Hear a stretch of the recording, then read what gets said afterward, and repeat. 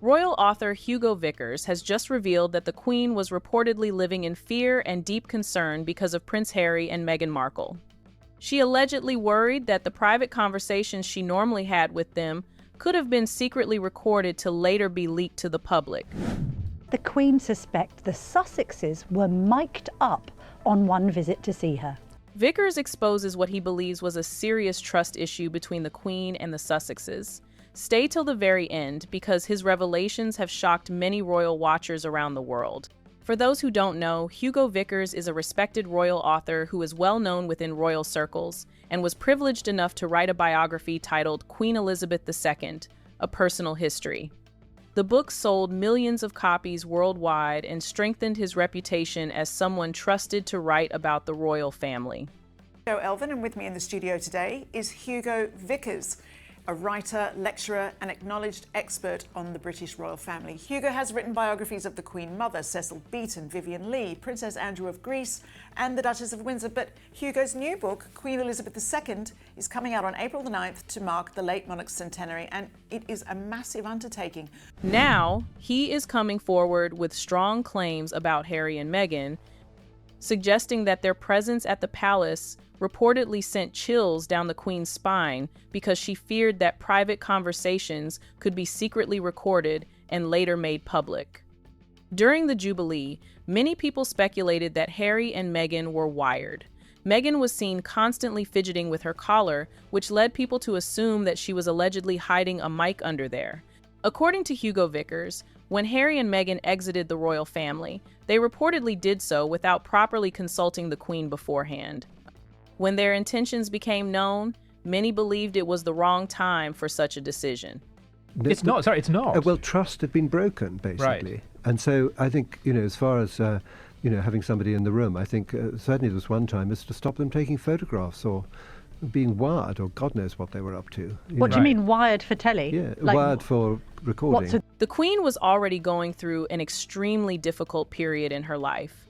Her husband, Prince Philip, was sick and hospitalized, and the situation placed emotional pressure on her. The husband of Britain's Queen Elizabeth. You'll remember he's been treated in hospital in London for nearly 2 weeks. Buckingham Palace have released this statement.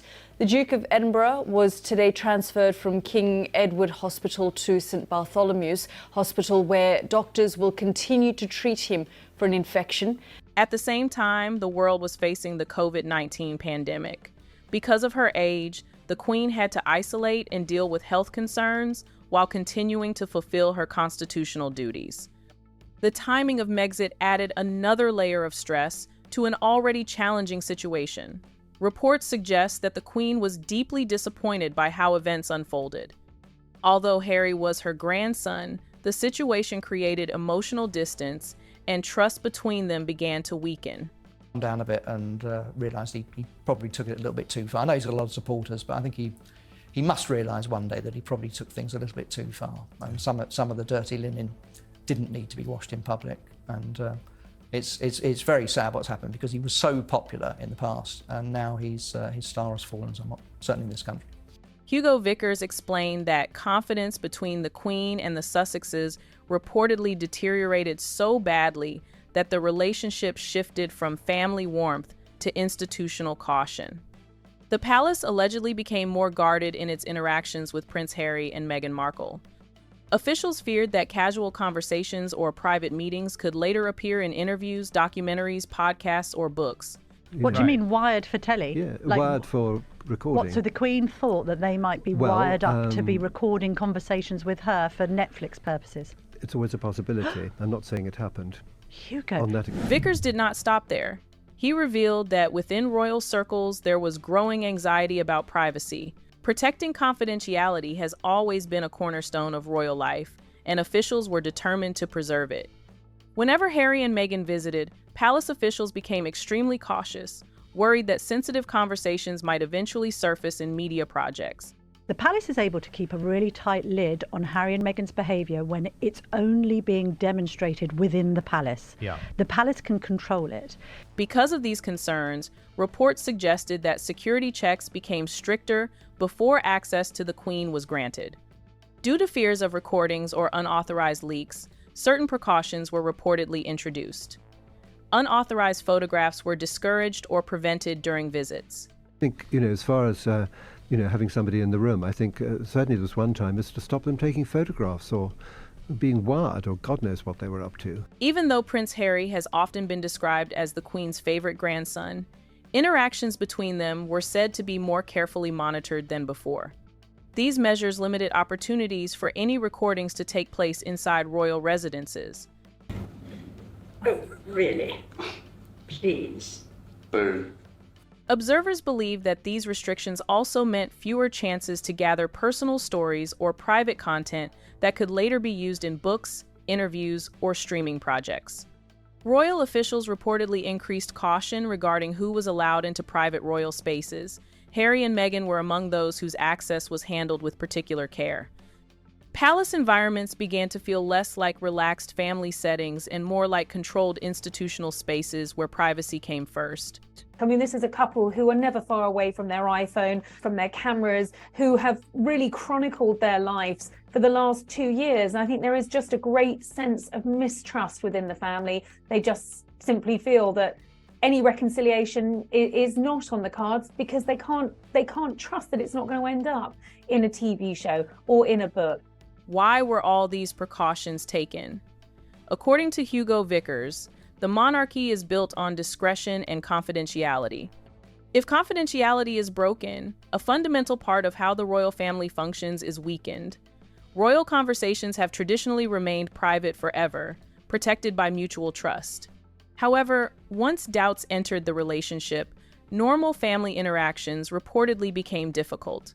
A loss of trust naturally led to a loss of access. There's a lot of tension, there's a lot of upset, there's a lot of anger, and there's still a lot of resentment. And I think any rapprochement is really quite far down the line. William will be taking this very personally. I think he's incredibly upset and feels very badly betrayed by his brother. Although these measures may not have personally pleased the Queen, she was known for placing duty above personal feelings. She acted according to what the crown required, rather than what she emotionally preferred.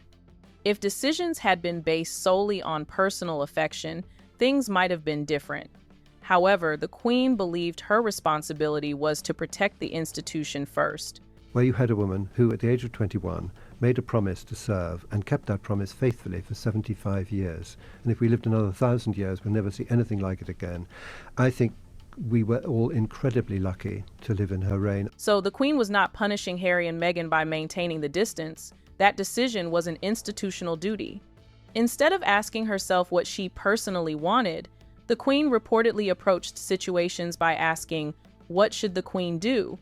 rather than, "What would I like to do as a grandmother?" Despite her remarkable 75-year reign filled with historic achievements, many observers felt that the final years of her life were overshadowed by ongoing tensions involving Harry and Meghan. It was heartbreaking for the Queen, who had always wanted family unity and stability. She hoped the family would remain strong together, but the separation only deepened divisions.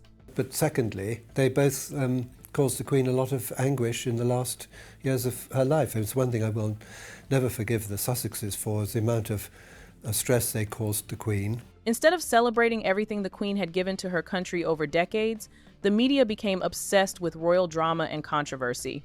The headlines were no longer about her service or leadership. They were about family feuds, scandals, and public fallouts. Many believe this was the last thing the Queen wanted her reign to be remembered for. The constant cycle of building royals up and tearing them down only added to the burden she carried in her final years. And this is why Hugo Vickers said that the Queen allegedly feared that her grandson might record private conversations. What do you think? Were the measures taken by the royal family necessary to protect privacy, or were they too strict? Let us know your thoughts in the comments section, and don't forget to like, share, and subscribe. See you in the next video.